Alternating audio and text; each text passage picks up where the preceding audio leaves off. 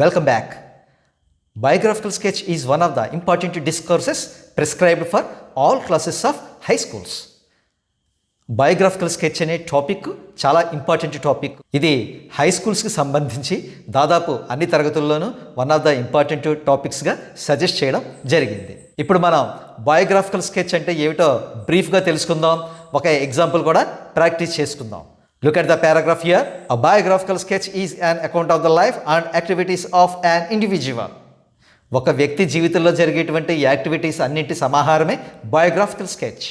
It includes information about the person's name, place of residence, education, occupation, life and activities and other important details.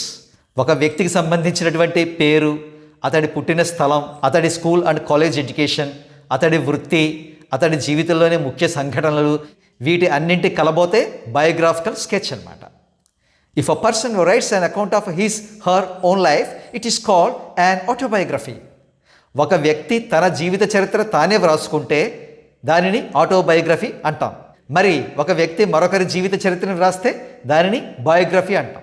Given below in the table is the biographical information about Stephen Hawking. క్రింద ఇవ్వబడ్డ టేబుల్లో ఉన్నటువంటి information Stephen హాకింగ్కి సంబంధించింది. Based on this information write a biographical sketch. మీకు ఇచ్చిన information ఆధారంగా biographical sketch మీరు వ్రాయవలసి ఉంటుంది. ముందు ఇచ్చిన ఇన్ఫర్మేషన్ ఏంటో తెలుసుకుందాం.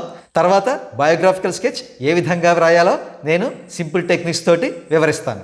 చూడండి, ఇక్కడ 2 హెడ్డింగ్స్ ఉన్నాయి. Points to be covered, details of the person. First point, date and place of birth. January 8, 1942, Oxford, England. ఇక్కడ మనకి ఇవ్వబడ్డ ఫస్ట్ పాయింట్ ఏమిటంటే date and place of birth. January 8, 1942, Oxford, England. Next point, information about the family. ఫ్యామిలీకి సంబంధించిన information. Eldest one of 4 sons. Mother Isabel Hawking. Father Frank Hawking, a medical researcher with a specialty in tropical diseases. ఇక్కడ father పేరు Frank Hawking. అతను ఒక medical researcher, tropical diseases మీద research చేస్తూ ఉంటాడు. Next point, important events in life. Hawking జీవితంలోని important events ఇప్పుడు మనం తెలుసుకోబోతున్నాం. Early academic life, recognised as a bright student. చూడండి, ఎర్లీ అకాడమిక్ లైఫ్ అంటే ప్రైమరీ ఎడ్యుకేషన్. హాకింగ్ ప్రైమరీ స్కూల్లో చదువుతూ ఉండగా బ్రైట్ స్టూడెంట్గా గుర్తింపు పొందాడు. High school years, third from the bottom of his class. కానీ హై స్కూల్కి వచ్చేసరికి చదువులో వెనకబడ్డాడు. ఎంత దారుణంగా వెనకబడ్డాడంటే చివరి నుంచి 3వ స్థానం సంపాదించేవాడు. Pursuits outside of school. సరే, స్కూల్ కాకుండా అదర్ యాక్టివిటీస్ ఏం చేసేవాడు? Loved board games, constructed a computer out of recycled parts at the age of 16, solved rudimentary mathematical equations etcetera. Hawking ఇక్కడ అకాడమిక్గా వెనకబడ్డప్పటికీ క్రియేటివ్ స్కిల్స్ చాలా మెండుగా ఉన్నాయి. ఉపయోగం లేని వస్తువులతో కంప్యూటర్ తయారు చేసి చూపించాడట. అంతేకాకుండా బోర్డ్ గేమ్స్ అనేవి బాగా ఆడుతూ ఉంటాడట. మ్యారేజ్, మ్యారీడ్ జేన్ వైల్డ్ అనే మహిళను పెళ్లి చేసుకున్నాడు. Health, suffered from amyotrophic lateral sclerosis. అతడు ఆమ్యోట్రోఫిక్ లాటరల్ స్క్లెరోసిస్ అనే జబ్బుతో బాధపడేవాడు. రీసెర్చ్ ఆన్ బ్లాక్ హోల్స్పై పరిశోధన సాగించాడు. డిస్కవరీ, హాకింగ్ రేడియేషన్ అనే డిస్కవరీ చేయడం జరిగింది.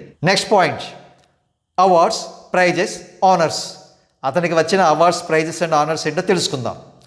Fellow of the Royal Society at the age of 32 years ఏజ్లో fellow of the Royal Society పురస్కారం దక్కింది. ఆల్బర్ట్ ఐన్స్టీన్ అవార్డు పొందాడు.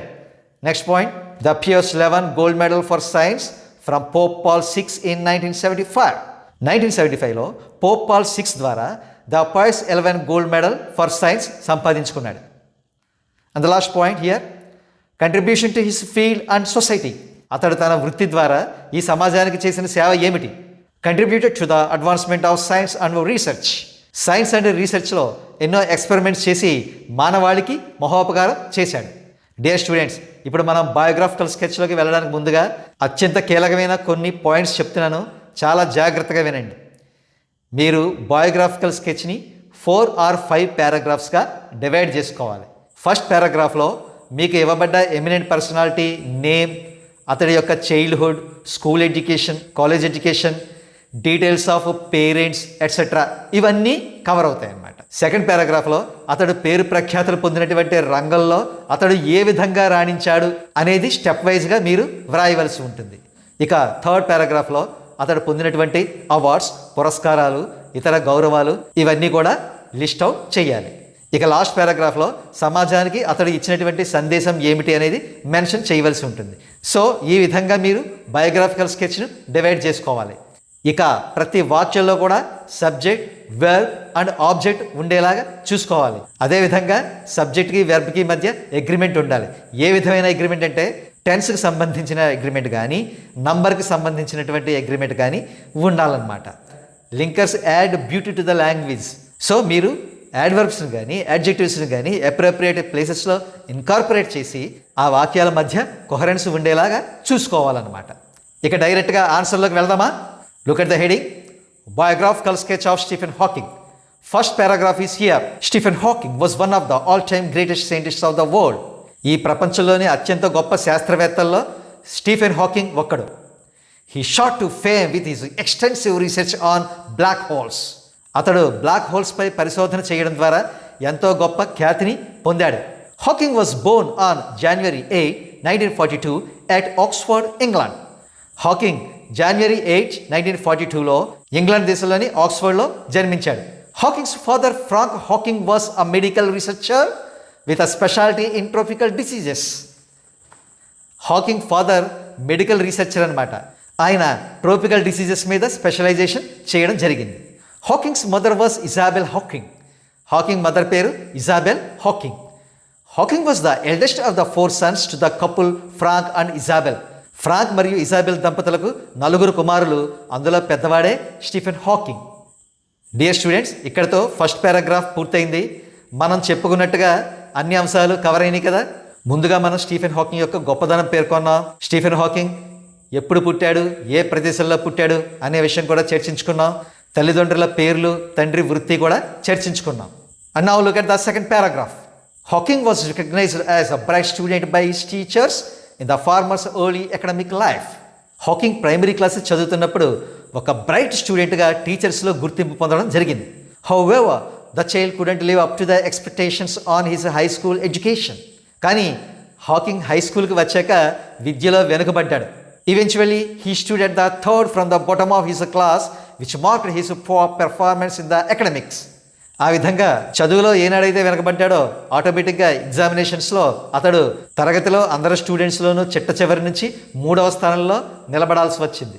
Hawking not with standing excelled with his innovative skills outside the school as he loved board games and constructed a computer out of recycled parts at the age of 16. చదువులో వెనకబడ్డప్పటికీ అతడికి ఉన్నటువంటి innovative skills అంటే creative skills ద్వారా board గేమ్స్లో రాణించాడు. అంతేకాకుండా ఎందుకు పనికిరాని చెత్త నుంచి ఒక కంప్యూటర్ తయారు చేసి చూపించాడు. అప్పుడు అతడి వయసు కేవలం 16 మాత్రమే. Much to everyone's astonishment Stephen Hawking solved rudimentary mathematical equations. అందరినీ ఆశ్చర్యంతో కూడినటువంటి దిగ్భ్రాంతికి గురి చేస్తూ బేసిక్ మ్యాథమెటికల్ ఈక్వేషన్స్ని సాధించేవాడనమాట. సో ఇక్కడ అస్టానిష్మెంట్ అంటే ఆశ్చర్యపరుస్తూ అని అర్థం అన్నమాట. And now look at the third paragraph here. In the meanwhile Hawking married Jane Wilde. Jane Wilde అనే మహిళను హాకింగ్ పెళ్లి చేసుకున్నాడు. In his plight Hawking suffered from a rare disease called amyotrophic lateral sclerosis which resulted in Hawking getting his life confined to a wheelchair. హాకింగ్కు ఒక అత్యంత అరుదైన జబ్బు వచ్చింది. అదేమిటంటే ఆమ్యోట్రోఫిక్ లాటరల్ స్క్లెరోసిస్. ఈ వ్యాధి లక్షణం ఏమిటంటే శరీరంలోని అన్ని పార్ట్స్ కూడా దాదాపుగా చచ్చుపడిపోతాయి, కదలరన్నమాట. అంటే ఈ వ్యక్తులు ఎక్కడ ఉన్నవారు అక్కడే ఉంటారు, కదిలే పరిస్థితిలో ఉండరు. అందుకే పాపం హాకింగ్ జీవితాంతం తన లైఫ్ను వీల్ చైర్కే పరిమితం చేయవలసి వచ్చేది. అంటే వీల్ చైర్లోనే కూర్చుని ఉండేవాడు అనమాట నిరంతరం. Despite his disability Hawking did never take a U turn achieving his goals. అంత భయంకరమైన అంగవైకల్యం ఉన్నప్పటికీ తను సాధించాల్సిన లక్ష్యాల విషయంలో ఏనాడు కూడా వెనుకంజ వేయలేదు. His research work primarily was concentrated on the radiation that emitted from the black holes. అతడి రీసెర్చ్ ప్రధానంగా దేనిపై కేంద్రీకృతం చేశాడంటే బ్లాక్ హోల్స్ పై నుంచి రేడియేషన్ ఏ విధంగా ప్రొడ్యూస్ అవుతుంది అనే విషయం తెలుసుకోవడానికి ఎన్నో ఎక్స్పెరిమెంట్స్ చేశాడనమాట. Look at another paragraph here. This is about the awards and honours received by Stephen Hawking. Stephen Hawking was adorned with innumerable awards and honors for his impeccable works in the fields of general relativity and quantum gravity. Stephen హాకింగ్ను ఎన్నో awards పురస్కారాలు వరించినాయి. అతడు general relativity and quantum గ్రావిటీలో high స్టాండర్డ్స్తో చేసినటువంటి works అంటే impeccable వర్క్స్కి ఎన్నో అవార్డ్స్ పురస్కారాలను పొందాడు. He won the honour fellow of the Royal Society at the age of 32 while he was given away the prestigious Albert Einstein Award. అతడు తన 32వ ఏట fellow of the Royal society పురస్కారాన్ని పొందాడు. అంతేకాకుండా ప్రెస్టీజియస్ ఆల్బర్ట్ ఐన్స్టీన్ అవార్డును కూడా సంపాదించుకున్నాడు. Furthermore, Hawking received yet another remarkable award, the Pius XI Gold Medal for Science from Pope Paul VI in 1975. 1975లో పోప్ పాల్ 6 ద్వారా the Pius 11 gold medal for science పురస్కారాన్ని పొందాడు. Here is the last paragraph for you. This is about the message conveyed by Hawking to the world. The people at global level are indebted to Hawking for his extraordinary works in the field of science. సైన్స్లో Stephen Hawking చేసినటువంటి extraordinary వర్క్స్కి ప్రపంచవ్యాప్తంగా ప్రజలందరూ కూడా అతడికి రుణపడి ఉన్నారు. He contributed to the advancement of science and research. అతడు అడ్వాన్స్మెంట్ ఆఫ్ సైన్స్ మరియు రీసెర్చ్ రంగాల్లో ఎంతో కంట్రిబ్యూట్ చేశాడు. Hawking's determination, dedication, commitment and perseverance at achieving his objectives made him becoming a legendary scientist of the world. హాకింగ్కు ఉన్నటువంటి గొప్ప qualities determination, dedication, commitment and perseverance, వీటి ద్వారా అతడు సైన్స్లో ఒక లెజెండరీ పర్సనాలిటీ అయ్యాడనమాట.